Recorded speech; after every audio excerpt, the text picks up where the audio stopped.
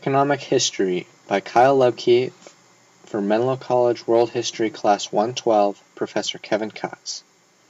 Since the start of the Age of Exploration, there have been many economic forms practiced across the world. During exploration, countries in Europe formed colonies across the globe and practiced mercantilism. In the mid to late 1700s, Adam Smith published his work, The Wealth of Nations. This book explained how capitalism worked in a free market economy. Later into the 19th century, Karl Marx came up with a new economy, communism. In communism, the government runs everything. Throughout time, there have been many wars. It can be argued that the wars will bring an economy out of a depression. This happened notably after the Great Depression with World War II.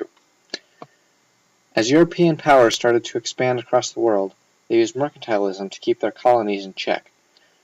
In mercantilism, a colony sends raw materials and newfound wealth, gold, to the mother country in exchange for manufactured goods.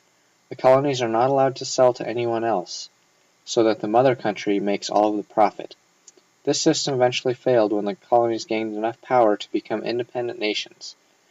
They often revolted against their country for independence. This happened to England when the United States formed. The Americans no longer wanted to be controlled, so they revolted and declared independence in the Revolutionary War. After mercantilism died out, capitalism took over. Capitalism is an economy based on private business and free markets that are not regulated by the government.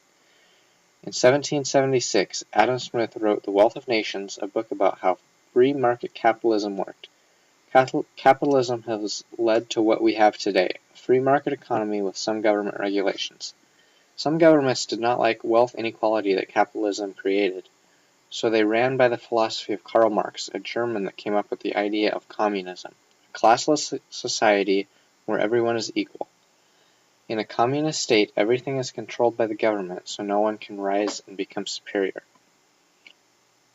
In the Great Depression, unemployment was at an all-time high, and it seemed there was no way out. Some historians believe the economy was saved by World War II. Spending was increased to manufacture supplies for the war, and employment was nearly full.